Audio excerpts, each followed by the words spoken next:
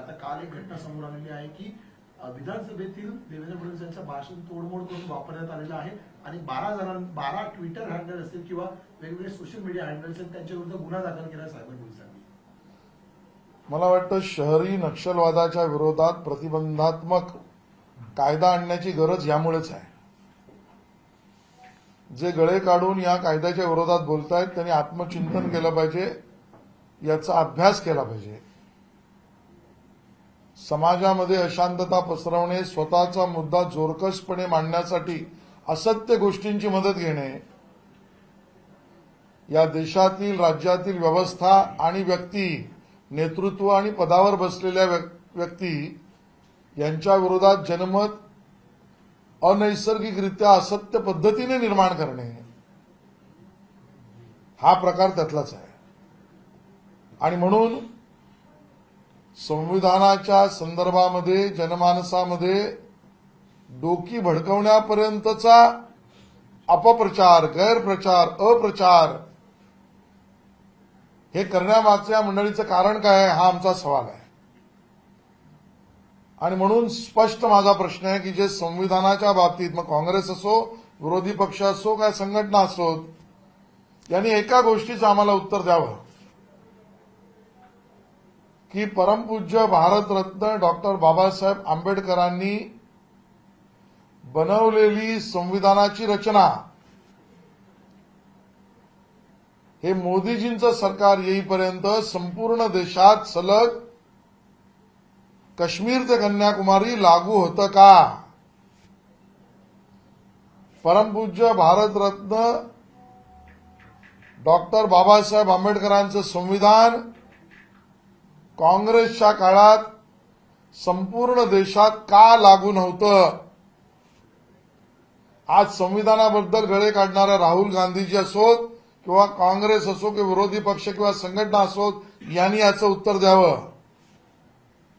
आम्ही स्पष्ट सांगतो, संविधान संपूर्ण देशात लागू झाला तो मोदी सरकारच्या काळामध्ये.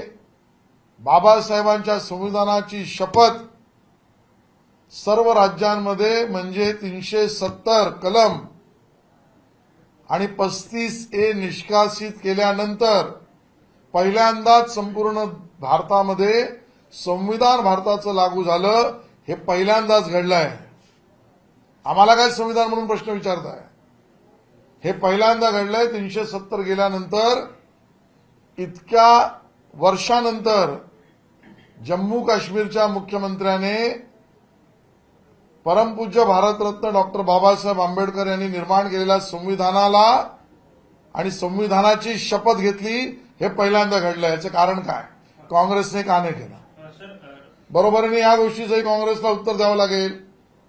राहुल गांधीजी यांनी उत्तर द्यावं. हे देशात पहिल्यांदाच घडतंय की ज्या वेळेला कुठलीही न्यायमूर्ती जम्मू काश्मीरमध्ये आता त्याला काम करण्यासाठी जावं लागेल, त्यावेळेला तिथले न्यायमूर्ती हे परमपूज्य भारतरत्न डॉक्टर बाबासाहेब आंबेडकरांच्या संविधानाची पहिल्यांदा शपथ घेत आहेत. काँग्रेसच्या काळात हे का नाही झालं? आणि त्यामुळे संविधानाच्या विषयामध्ये चुका केलेल्याची बोटं काँग्रेसकडे जास्ती आहे आणि अपप्रचार करणारी नक्षलवादी, शहरी नक्षलवादी मंडळी यांचा पर्दाफाश करणं ही काळाची गरज आहे. सर, ज्या पद्धतीने लाडकी बहीण योजना जी आहे ती आणलेली आहे, आर्थिक बोजा जो आहे तो कुठेतरी होतोय, परंतु संजय राऊत असं म्हणतात की लाडकी बहीण योजनेच्या माध्यमातून जे नवरे आहेत किंवा जे भाऊ आहेत लाडक्या बहिणींचे, त्यांना कुठेतरी व्यसनाधीन बनवण्याची योजना आहे असं त्यांनी म्हटलंय. संजय राऊतजी यांच्या प्रश्नाची उत्तरं खरं तर द्यावीच का? इतके बालिश प्रश्न ते विचारत आहेत. मला व्यक्तिगत कोणावर आरोप करायचा नाही, पण संजय राऊतजी, तुमच्या माझ्या घरात जर कोणी माता भगिनी कमवत असेल तर ती स्वकष्टाने, स्वपायावर, स्वकर्तृत्वाने, स्वअधिकारात जर तिला काही मिळत असेल किंवा ती कमवत असेल तर तो दुरुपयोगच होतो. त्यातनं दुरुपयोगच केला जातो. असा जावई शोध लावणं या अजून आमच्या लाडक्या बहिणींचा अपमान करण्यासारखं आहे. संजय राऊत यांनी स्वअधिकारात मिळणाऱ्या लाडक्या बहिणींच्या अधिकारातल्या निधीतना दुरुपयोग केला जातो असं विधान करणं हे आमच्या माता भगिनींचा एका अर्थाने निंदा नालस्ती अपमान करण्यासारखं आहे. संजय राऊत यांनी माफी मागावी. काल एक्साईजची जी बैठक झाली, अजित पवार यांनी आढावा घेतला, त्यामध्ये काही अधिकाऱ्यांचं म्हणणं होतं की लायसन्स ओपन करायला हवे, कारण मोठ्या प्रमाणात जे व्यवहार होत आहेत ते खासगी स्तरावर होत आहेत, सरकारला रेव्हेन्यू कमी मिळतोय, त्यामुळे लिकर लायसन्स ओपन करण्यात यावे आणि महसूल वाढवण्यात यावा. त्यावर आता राऊतांची प्रतिक्रिया येते की तुम्ही एकीकडे बहिणींना पैसे दिले, दुसरीकडे भाऊ आणि नवऱ्यांना व्यसनाधीन करताय.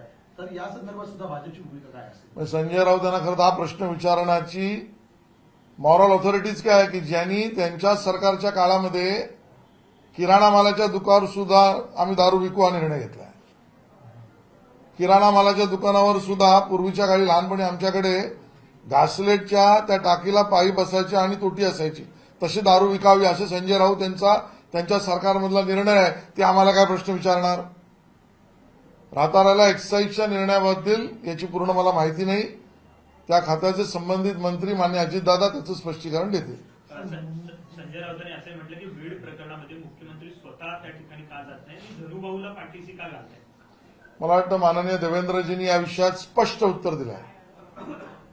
संपूर्ण महाराष्ट्राला आश्वस्त केलंय. महाराष्ट्राच्या विधानसभेमध्ये या विषयावर 101 अंतर्गत चर्चा झाली, सगळ्यांनी आपली मतं मांडली, सगळ्या गोष्टी समोर आल्या. त्याच्यावर उत्तर देताना कोणालाही पाठीशी घातलं जाणार नाही आणि कोणावरही अन्याय होऊ देणार नाही.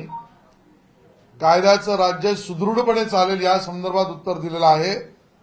बीडच्या प्रकरणातून राजकारण करण्याची खोड संजय राऊत आणि या विरोधी पक्षाची काही जात नाही.